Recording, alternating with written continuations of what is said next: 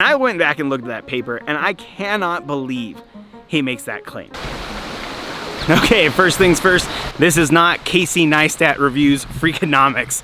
I feel kind of silly, but I'm out and hiking because I want to review Freakonomics. I've mentioned this before, that we're gonna do a 16-year review of Freakonomics. So what are my general thoughts about Freakonomics? Overall, I'm conflicted on reviewing this book. No one can dispute that they changed the way the world consumes economics.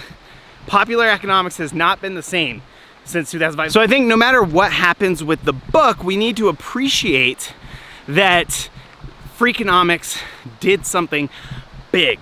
They accomplished something that so many economists aren't able to accomplish, and that is they got people excited about economics. And I think that we can't discount that. Oh, got some biker right here, yeah? Just two of us. Okay, there we go. Woo! That was a close call. I guess that's what will be exciting. Will I survive this review as these mountain bikers are coming by me? And not only did they change popular economics, they changed my personal life. I read Freakonomics. I have a first edition copy of Freakonomics. So I read it in 2005 and I loved it. I thought it was so interesting. And then I took my AP economics class and it was just a blast. And it is because of Freakonomics that the domino effect of majoring in economics occurred for me. So it's hard for me to be too tough on Freakonomics.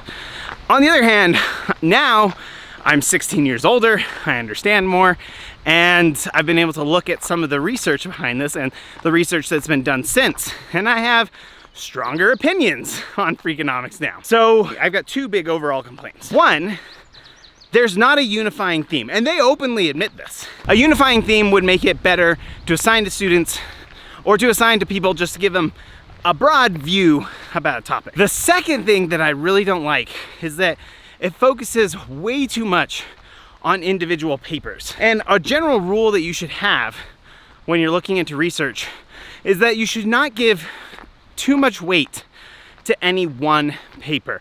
There are times when single papers can transform the discipline, but the more sensational a paper, the more likely it is to be wrong. Really what they're trying to do here is show these sensational results. It's counterintuitive. It's something you never would have expected. There's a reason why you don't expect these things.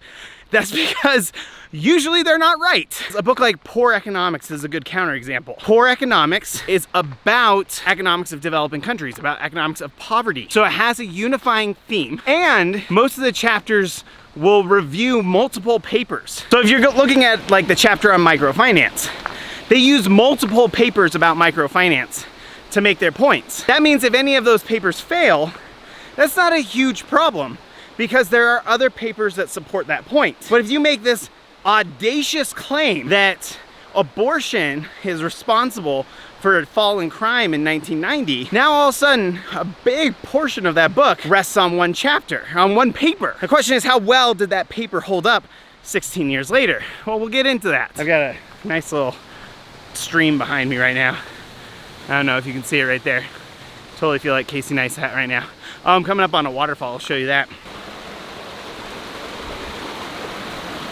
Since the book doesn't have a unifying theme, I want to go through the 6 chapters and mention the things that hold up well and the things that didn't hold up well in each chapter. So chapter 1 is about cheating. And the famous examples from this are the cheating teachers who are filling in their students' answers and sumo wrestlers who throw matches.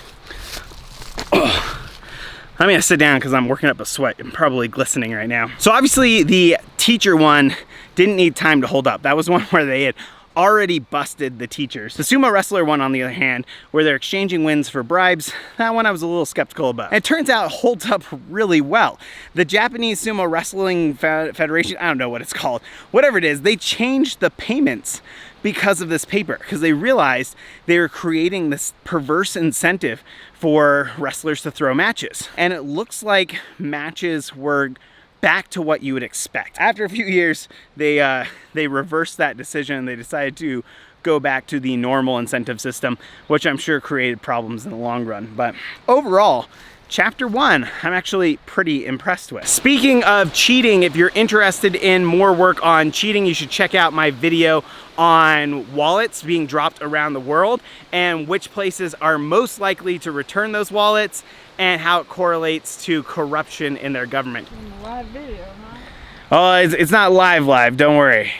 Not streaming it out. Chapter 2 is the one that's about the KKK and real estate agents. And it also has the weakest link thrown in there. And when I say thrown in there, that's one of the big disappointments, is that chapter 2 was one of the ones that was the most disjointed. I really just did not like how they presented this. Like, they start off talking about information asymmetries, but then there's like information asymmetries is just not a good description of the different papers that are going on there. It's a really big stretch to try and include all these ideas in one chapter. It turns out the story about the KKK is not 100% true. It's hard for me to understand which parts about it are true and which aren't. But the guy, I can't remember the guy's name off the top of my head, he lied about a lot of the things he did with the information there. So turns out that doesn't hold up well.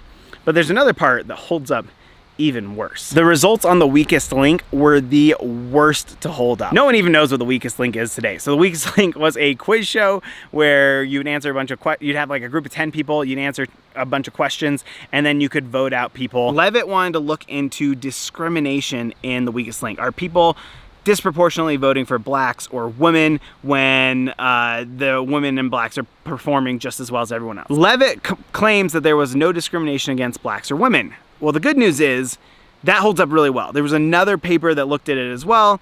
Neither of these papers have found discrimination in blacks and women. Hey, that's great. But Levitt makes another claim, and that is that there was discrimination against Hispanics and elderly. And I went back and looked at that paper, and I cannot believe he makes that claim. The statistics just don't bear that out. There were only 20 Hispanics in the entire paper.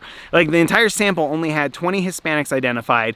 To try and create any sort of statistics about discrimination against these 20 Hispanics, you just don't have the statistical power to make the claim that he's making. There's kind of like a little play with statistics to make it statistically significant. I just don't buy it at all. I cannot believe academically that a journal accepted this with those claims. That study was a huge disappointment. The chapter itself was a mess. Chapter 2 just does horrible in my mind. Oh, is the dog happy to be out here? Not at all. Not at all, no. I'm so scared. Chapter 3 is the one about gangs and how they look a lot like McDonald's. And actually, no problem with this chapter. It's actually not even that interesting to me. But if you are interested in how gangs work and are organized, you should keep an eye out for Chris Blotman. He's a development economist who's doing work in Colombia right now to look at gangs, how they're organized, how they provide the functions of a state. Super interesting work. I'm really looking forward to it. All right, chapter 4 is the big one. First, because this is what Freakonomics was really sold on. This one is about why crime dropped so much in the 90s. There were tons of different hypotheses, and the one that Freakonomics sold, the one that got Levitt so much popularity, is this belief that abortion is causing the drop in crime. Now, the reason why is he says, well, crime comes because you have unwanted children. Abortion allows you to get rid of those unwanted children. And so therefore, when you have abortion legalized, you get to eliminate all of these future potential criminals. Now, I have not done a deep dive into this research, but it just does not hold up very well. There are a couple of things you have to be worried about. One, he didn't really use proper econometric techniques. At least he probably used them at the time that we had them, but now with 16, probably more like 20 years more experience than when he was doing his research, we understand that there are a lot of things you have to worry about that he just didn't take care of. Along those lines, I talked to a crime economist and asked him his opinion. He said he looked at the other implications of this theory, and I don't know what they all are, but the idea is if you think that all these people are missing and that they are a certain type of people, then you should see other things happen as a result. Your model should have other implications, and those other implications don't hold up in the data. I know Levitt still believes it. He's doubled down on it in another paper and said, nope, the evidence is stronger today. There have been some other claims about what drove the drop in crime. I'm not well versed in those either, and I'm a little worried about how true they are. But the biggest one is lead. We got rid of a lot of our lead pipes. We got rid of our leaded gas. We use unleaded gas now. And there are concerns that lead content in our environment before caused a lot of problems, including crime. I don't know. I'm not an expert in these fields. The arguments I've heard against it, in my mind, they do a pretty good job of dissuading me that it was a huge source of the drop in crime. Oh my goodness, I've got this bug around me. Chapter 5 is about, do parents really matter? And one of the things that really surprised me in this chapter was its description of regressions. And I didn't know what regression was at the time, and I didn't understand this analogy of switching things on and off, but it does an excellent job. I'd be willing to take that chapter and send it to students as, here's an idea of what regression means. However, the conclusions that they take from a lot of this, whoa, I just slipped going down. That's great. The conclusions they have, I don't buy, right? Like, they're looking at what matters more in parenting, that you read to your kids or that you have books in your home. And they say, oh, well, the regressions show that having books in the home is more important than reading to your kids. There are a lot of problems with this, and it's called collinearity. I don't want to get into the econometrics of it. There's these measurement error issues. I would not take seriously any of the claims that they make in this chapter about what works in parenting and what doesn't work. If you were interested in economic research related to parenting, you should check out Emily Oster, who has not only written multiple books about parenting and research, she has a popular Substack blog on this, and she was mentored by Levitt himself. So it's like you're getting the Freakonomics treatment, but with somebody who spends a lot more time on these ideas. At least you're not dive bombing me. This is great. And the 6th chapter is on the importance of naming your kids. Here's another one where Levitt admits there's a big mistake in it. He's never been able to find Orangelo and Lamangelo. If you've read the book, you know what this means. So they're looking at the research of distinctively black names, and distinctively black names actually is a theme in research that has held up really well, not only in the modern times, but Trevon Logan, Lisa Cook, and John Parman, I believe is the other one. They've been looking at historical black names, distinctive black names, meaning just how blacks have had different naming cultures in the past. And I think that research is really interesting. But a lot of the discrimination against names has held up really well. What didn't hold up well in this chapter was their forecast on which names would be popular in 2015. And I've already done a video talking about how terrible their forecasts were. I totally recommend you go check that out because I demolished them.